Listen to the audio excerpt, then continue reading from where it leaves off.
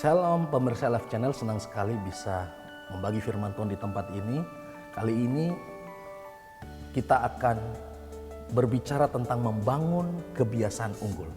Matius 5 ayat 14 berkata, kamu adalah terang dunia. Kota yang terletak di atas gunung tidak mungkin tersembunyi. Ketika Tuhan berbicara bahwa Anda dan saya adalah terang dunia, Tuhan menggambarkan kita seperti kota yang terletak di atas gunung. Kota yang terletak di atas gunung berbicara tentang pribadi yang unggul. Ketika kita menjadi pribadi yang unggul, maka kita menjadi orang-orang yang siap dipakai menjadi terang dunia.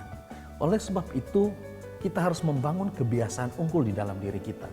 Sebab masa depan seseorang itu dapat diprediksi dengan cara melihat kebiasaannya setiap hari.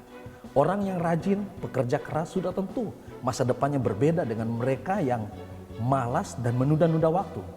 Oleh sebab itu, marilah kita belajar mengubah kebiasaan kita. Maka karakter kita akan berubah dan masa depan kita pasti akan jauh lebih berbeda daripada orang-orang yang biasa-biasa saja atau orang-orang yang suka menunda waktu atau malas. Nah, bagaimana kita bisa membangun kebiasaan yang unggul? Yang pertama, ada 3 hal yang perlu kita latih dalam membangun kebiasaan yang unggul.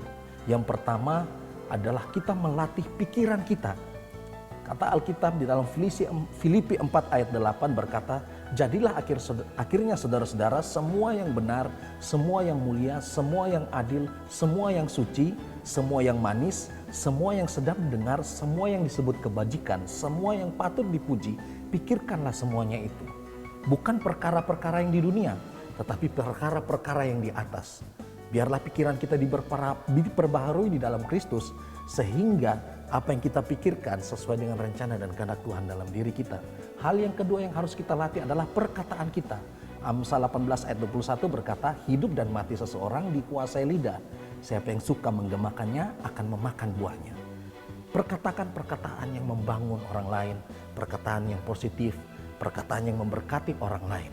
Sehingga apa yang kita ucapkan benar-benar memberkati banyak orang dan kita menjadi berkat bagi sekeliling kita. Hal yang ketiga adalah kita melatih tindakan kita supaya apa yang kita lakukan benar-benar berkualitas.